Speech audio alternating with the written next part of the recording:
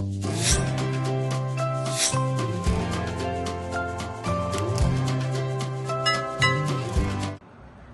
歡迎收睇非精密科學，我係菲菲。今日咧有啲嘢同大家分享嘅啫，絕對唔係帶貨啊！呢個又冇得賣嘅，咁你哋自己想買就去買。但係我啱啱即係雙11咧，喺淘寶淘咗呢嚿嘢，我覺得幾正咁啊，想介紹俾大家。咁係咩嚟嘅咧？其實係一個除塵蟎機啊，因為咧舊年開始啲皮膚都唔係咁好啊，成日痕啦，周身痕啊，跟住又好似呢排又成日咳啊，個鼻又唔係好舒服咁樣。咁啊，突然間早嗰排咧就聽到有個同事咧買咗個自動吸塵蟎嘅機械人喎，即係好似嗰啲掃地機械人咁咧。不過就擺喺嗰個牀上面，由得佢自己行嘅。咁佢話好好，佢咧雖然張床只係瞓咗半年咧，都吸到好多嘢出嚟喎。咁我就諗啊，咦，我張床瞓咗成10年噶咯喎，咁咪好污糟咁樣。於是咧就喺度研究啦。咁我就冇揀到嗰個自動嘅，因為我覺得嗰個自動咧，如果想吸 cushion 啊、吸枕頭啊嗰啲，咁咪吸唔到咯，嗰個冇位俾佢喐啊嘛。咁所以咧我就覺得，咦，買一個手動嘅應該比較靈活啲，所以我就揀咗呢個啦。咁佢有咩功用咧？嗱，佢有除濕殺菌嘅。咁點樣咧？佢後邊咧睇對啦，呢個位。呢個位係一個 UV 嘅殺菌燈嚟嘅，咁佢呢度有兩個叫安全掣啦。佢如果兩個都壓咗落去嗰個床褥上面咧，佢呢個燈先會着嘅咁樣。咁呢度中間呢個咧就係一個超聲波嘅發射器啦嚇。咁原來呢個咧就好似啲吸塵機嗰啲滾輪咁樣，咁你一路推咧，咁佢呢度一路滾咁樣咯。咁佢就聲稱就話佢自己會好似震動嗰個床褥，即係震啲塵蟎啊，同埋佢嗰啲即係排泄物出嚟咧，咁就可以吸到嗰啲塵蟎噶啦。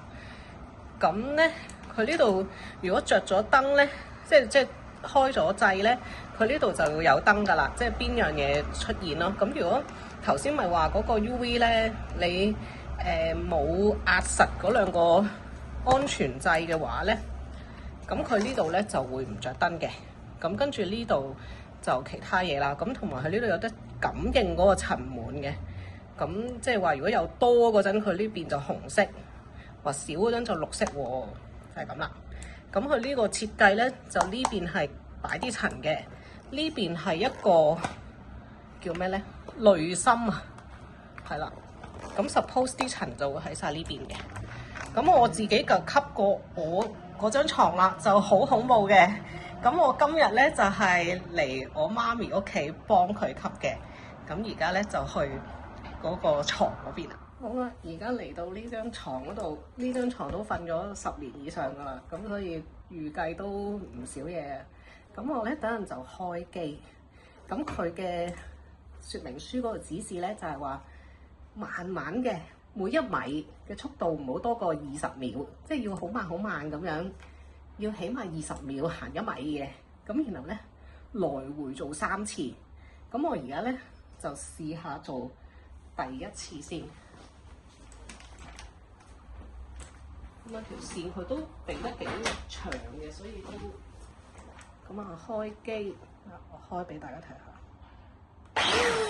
嗱，而家咧因為個安全掣冇壓到落去，所以呢個唔着嘅。嗱，而家有壓住咧，佢就着啦。一路咁樣慢速。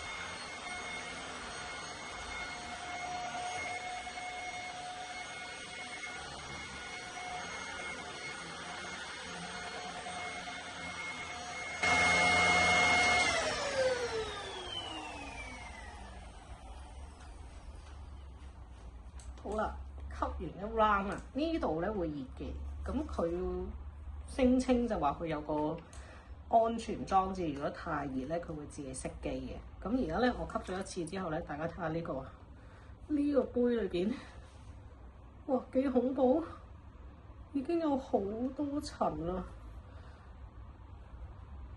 已經係幾恐怖啦，係咪？咁我而家咧會繼續整多2次嘅，整完再翻嚟同大家睇睇佢最後係集到幾多污糟嘢。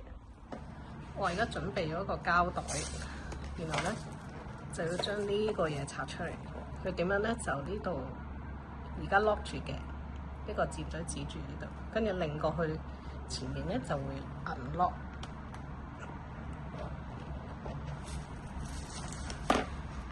好啦，跟住呢度咧其實佢有個窿嘅，所以咧攞出嚟嗰陣要小心啲。哇！你睇下呢度。都幾好污糟，咁佢呢個底咧就有個刷嘅，俾你刷下啲嘢。而家暫時唔使住，好啦。咁呢個要小心啦，因為呢度有個窿。咁我將佢向下先，然後咧就呢度又係咁樣擰一擰，打開佢。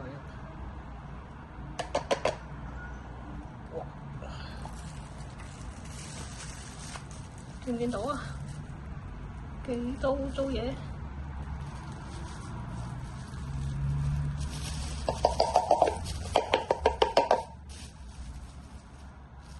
哇！你想到啊？其實應該未吸晒嘅，因為我以我經驗咧，我屋企嗰張牀咧吸完一次之後咧，我第二日去吸咧都有嘢出嚟嘅。咁而家擦下佢。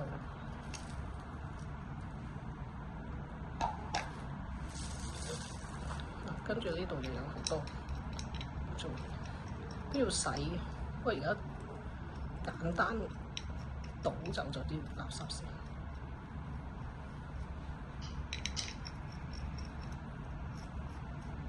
哇！勁恐怖咯！呢嚿呢度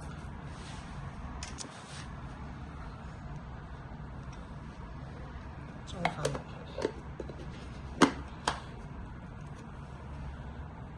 跟住呢度都，其實呢度都污糟嘅，因為呢個位咧，佢係連接對面，咁咧都有好多污糟嘢喺呢度，就係咁以擦一擦佢。係啊，但係總之都要大清潔㗎，即係都要揾啲水啊嗰啲抹翻乾淨。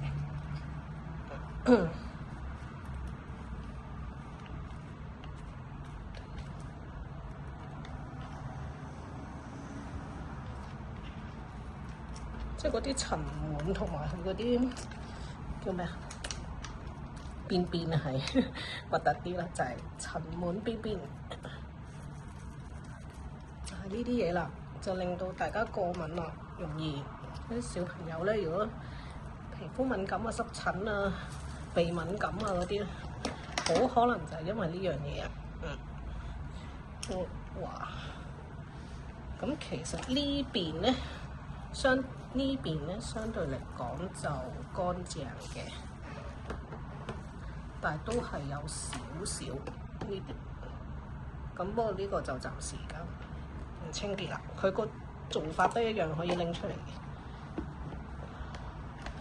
咁塞翻，咁你走翻入去之後塞翻，咁就 lock 住啦。好啦。今日嘅分享就係咁多啦，呢個就係一個瞓咗成10年以上嘅床褥吸出嚟㗎啦。好啦，如果你哋屋企個吸塵機係有嗰個拍打塵蟎嗰個嘢咧，其實可以買嗰個配件咯，我都覺得值得買嘅。如果你話你冇嘅，咁就可以買一個呢啲機，都抵啦。我諗我每個月都會整一次咯。